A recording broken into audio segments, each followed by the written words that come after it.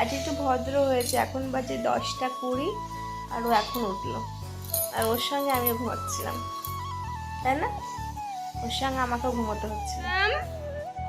এ বাবা কান্নাকাটি করছে, এ বাবা প্যান্টটাও ঢিলে হয়ে গেছে দেখেছিস, এখন বেল্ট আটকাতে হচ্ছে। এই প্যান্টটা টাইট ছিল না মাওর? বাজে মেয়ে, এই যে বাজে মেয়ে, দাঁড়াও না, এমন ও নিজে আটকাবে। ওরে বাবা রে, ওইটা তো আমি ছিঁড়ে যাবে। এই তো এই তো এই তো এই তো। হ্যাঁ এইটা এইটা আমাদের ভরতে হবে। এই দেখ এনে এনে এনে এ পোকোকে নে পোকোকে নে। চল। তো মামামকে রেডি করিয়ে আমি আর মা মিলে নিয়ে চলে যাচ্ছি হেলথ সেন্টারে মামাকে ভ্যাকসিন দেওয়ানোর জন্য। এটা তো মামামের 10 মাস চলছে, কিন্তু 9 মাসের ভ্যাকসিন বলা হয়, আদেও কিন্তু 9 মাস পূর্ণ হয়ে তারপর যখন 10 মাস মামাম পড়লো 2-3 দিনের মাথায়, তখন কিন্তু মামাকে ভ্যাকসিনটা দেওয়ানোর জন্য নিতে বলেছিল হেলথ সেন্টার। তাই জন্যই মা আর আমি মিলে মামাকে নিয়ে চলে যাচ্ছি হেলথ সেন্টারে ভ্যাকসিন দেওয়ানোর জন্য। আর আজকে না প্রচণ্ড মানে রোদও উঠেছিল আর ভীষণ গরমও ছিল।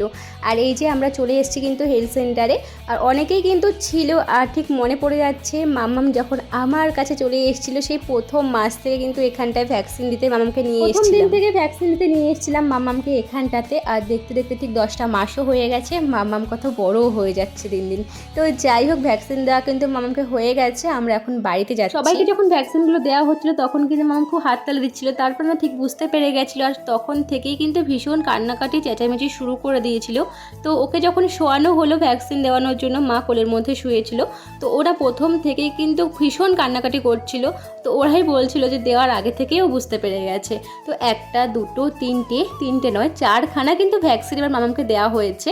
তো প্রথম যখন 3টে ভ্যাকসিন দেওয়ানো হলো তারপর একটুখানি গ্যাপ রেখেছিল, তো কান্নাকাটি ভীষণ করছিল বলে তারপর একটু শান্ত করে মামাকে আবার আনলাম। তো আরেকটা কিন্তু যখন লাস্ট ভ্যাকসিনটা যখন দেওয়ানো হলো, তো ও কিন্তু ভ্যাকসিনটা দেওয়ানোর আগে কিন্তু ওটার দিকে তাকিয়ে কিন্তু আরও কান্নাকাটি শুরু করে দিয়েছিল, মানে ভীষণ কান্নাকাটি করেছিল। সেটা দেখে কিন্তু আমি মা রীতিমতো কান্না করে দিয়েছিলাম, মানে প্রচণ্ড কিন্তু কান্নাকাটি করেছে। ওখানটায় সবার থেকে মামা বেশি কান্নাকাটি করেছিল। আর তারপরে ভ্যাকসিন দেওয়ানোর পরে তো কতক্ষণ ওকে শান্ত করলাম, মানে যখন সবগুলো ভ্যাকসিনগুলো কমপ্লিট হয়ে গেল তারপর ওকে কতক্ষণ শান্ত করলাম। আর ও কান্নাকাটি করার পরে কিন্তু ওই 15-20 মিনিট পরে ঘুমিয়ে গেছিলো। মাম্মাম এখন খেলা করছে। মাম্মাম তোমাকে ব্যথা দিয়েছে? হ্যাঁ বলে আমি এখন ভালো আছি, তাই না? হ্যাঁ এখন একটু ভালো আছি। তো তুমি কি রান্না করেছো? তো মামাম ঘুমিয়ে যাওয়ার পরে মামাকে বাড়িতে নিয়ে এসেছিলাম। আর ওখান থেকে মানে হেলথ সেন্টার থেকে কিন্তু জ্বরের ওষুধও দিয়ে দিয়েছিল, বলেছিল জ্বর আসলে ওষুধটা দিয়ে দিতে। তবে আমি ওষুধটা দিইনি, কিন্তু তোমরা দেখে নিতে পারো, আমি স্ক্রিনে তোমাদের সঙ্গে শেয়ার করে দেবো মামাকে এবার কী কী ভ্যাকসিন দেওয়ানো হয়েছে। ভ্যাকসিন দেওয়ার পরে তো মামাম ঘুমিয়ে গেছিলো, তারপরে তোকে বাড়িতে নিয়ে এসেছিলাম। বাড়িতে আনার পরেও কিন্তু 45 মিনিট 1 ঘন্টা মতো ঘুমাচ্ছিল। আর ও যখন ঘুমাচ্ছিল 4 হাত পায়ে তোকে ভ্যাকসিনটা দেওয়া হয়েছে। তো যেসব জায়গাগুলোতে ভ্যাকসিন দেওয়া হয়েছে সেই জায়গাগুলোর পাশে কিন্তু মানে চারধারে কিন্তু আমি একটা জেল দিয়ে দিয়েছিলাম, তোমরা চাইলে পরে আমি সেটা শেয়ার করে দেবো। তো সেই জেলটা দিয়েছিলাম কারণ একটু যদি ঠান্ডা ঠান্ডা লাগবে তাহলে তো ওর ভালো লাগবে, ব্যথাটাও কম লাগবে, তাই জন্য কিন্তু জেলটা দিয়ে দিয়েছিলাম। তোমরা চাইলে ঠান্ডা জল চারধারে মানে যেই জায়গাগুলোতে ভ্যাকসিন দেওয়া হয়েছে সেই জায়গাটার আশপাশটা একটু ঠান্ডা জলও দিতে পারো, মানে জল পটি টাইপের করেও দিতে পারো। বলবে না জামালে কুদু জামালে কুদু জামাল। আর মাম্মামটা কি করছে এখন? কি করছে? এ বাবা পচা মেয়ে, এ নাও এটা নেবা, নাও তুমি নাও। মাম্মাম কি হয়েছে কি হয়েছে মা কি হয়েছে? এ নাও, এটা পড়ে গেছে, নাও এ নাও এ নাও নাও। আচ্ছা মা কোলে আসো আসো।